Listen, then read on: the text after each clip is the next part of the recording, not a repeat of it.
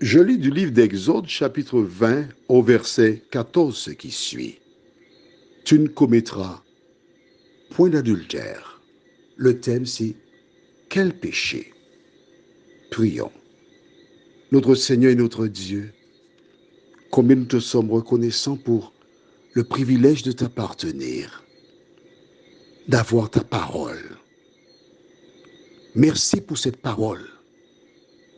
Merci pour ce verset qui est attendu par tant de personnes et qui aimerait que je parle de cela. Seigneur, merci pour ton esprit, le sang de Jésus qui coula pour sauver tous les hommes. Au nom de Jésus, pour ta gloire éternelle. Amen. Avant d'y arriver, je continue ce que nous avons commencé hier, l'origine du péché. Ève mangea le fruit. Et quand elle le fit, qu'est-ce qui s'est passé? À partir de cet acte, elle partagea avec son mari. Et c'est ça, c'est à ce moment que le péché fit son apparition dans le monde.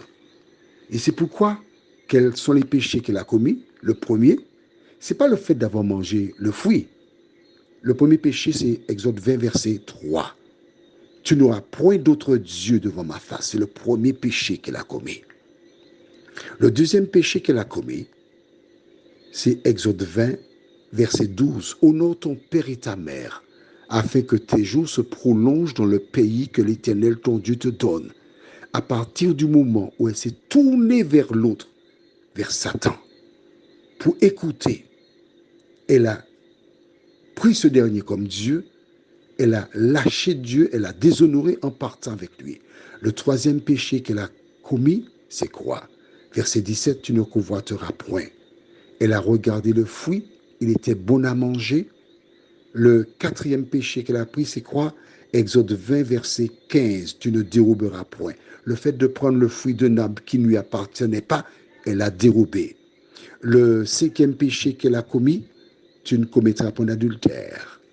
Oui, parce que toutes les fois que tu laisses Dieu pour aller vers l'autre, tu commets un adultère. C'est pourquoi Dieu appelle Israël parfois race d'adultère. Ensuite, le dernier péché qu'elle a commis, c'est tu ne tueras point, verset 13. En mangeant le fruit et en donnant à son époux, elle lui donna la mort. Alors, y a-t-il un péché plus grand que l'autre? Aucun. Car la Bible déclare dans Romains 6, verset 23, le salaire du péché, c'est la mort.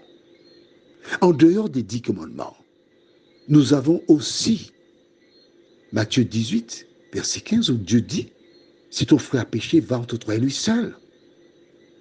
Tu peux ne pas pécher, mais aller raconter les péchés de quelqu'un est un péché, parce que tu violes la parole de Dieu. Mais concernant Joseph, l'ennemi l'incita à pécher. Gloire soit rendue à Dieu, il n'a pas bronché dans ce domaine. Mais quelle est la nature de l'homme? Je t'invite à prendre la Bible. Au livre de Jacques, vers la fin de la Bible. Jacques chapitre 3.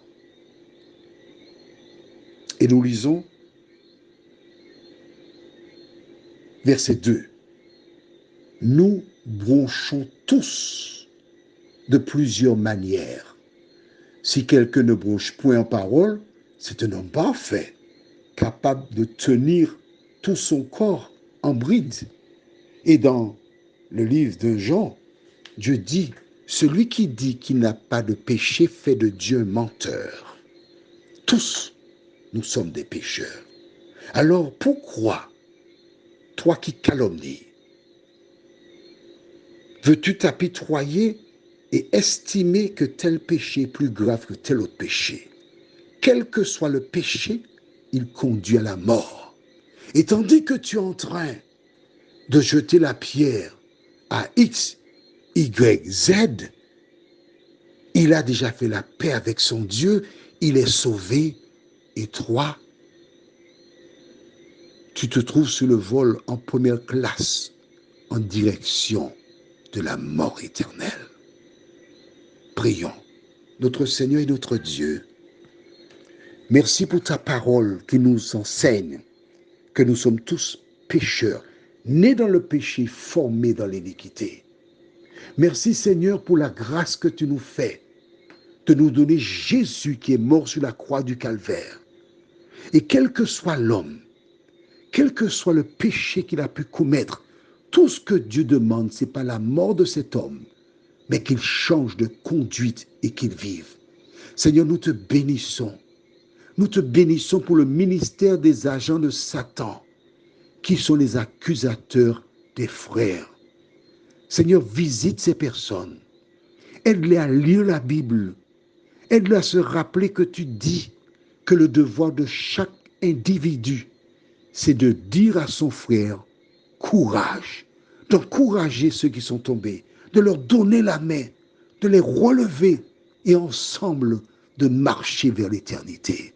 Seigneur, comme tu l'as dit Jésus, il y aura toujours des pauvres parmi vous, des pauvres en esprit. Merci Seigneur de visiter tes enfants et permets que celles et ceux qui sont sincères, qui t'aiment, puissent changer leur fusil d'épaule et marcher à la lumière de ta parole, nous t'en prions. Au nom de Jésus, pour ta gloire éternelle. Amen.